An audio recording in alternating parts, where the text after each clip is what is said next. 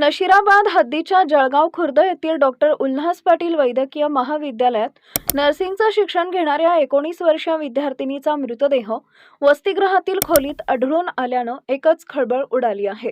बुधवार दिनांक 7 जानेवारी रोजी 7:50 सुमारास ही हृदयद्रावक घटना उघडकीस आली।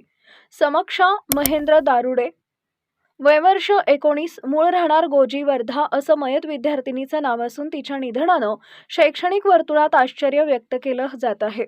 प्राप्त माहितीनुसार समक्षा ही जळगाव खुर्द येथील डॉक्टर उल्हास पाटील वैद्यकीय महाविद्यालयाच्या वसतिगृहात राहून नर्सिंगचं शिक्षण पूर्ण करत होती। माहितीनुसार 6 जानेवारी रोजी रात्रीच्या सुमारास विद्यार्थिनीच्या छातीत दुखून आल्याचं समजते। विद्यार्थिनीनं वसतिगृहातील सुरक्षा अधिकाऱ्यास ही बाब सांगितल्याचं कळतंय। मात्र सुरक्षा अधिकाऱ्यांना छातीत दुखत असल्याचं ऐकूनही गांभीर्यानं न घेता रात्रीची वेळ असल्याचं सांगत वसतिगृहात माघारी परतवले। मात्र त्यानंतर तरुणी अस्वस्थ अवस्थेत आपल्या खोलीत परतली। मात्र 7 जानेवारी रोजी तिचा खोलीत मृतदेह आढळून आल्यानं एकच खळबळ उडाली। प्रसंगी घडल्या प्रकाराबाबत सीएमओ डॉक्टर योगेश खुरपे यांनी नशिराबाद पोलिसात खबर दिली। मंगळवार 7 जानेवारी रोजी सायंकाळी समक्षाच्या मृतदेहाचं शवविच्छेदन करण्यात आले। शवविच्छेदनानंतर मृतदेह शोकाकुल वातावरणात नातेवाईकांच्या ताब्यात देण्यात आल्याचं समजतंय।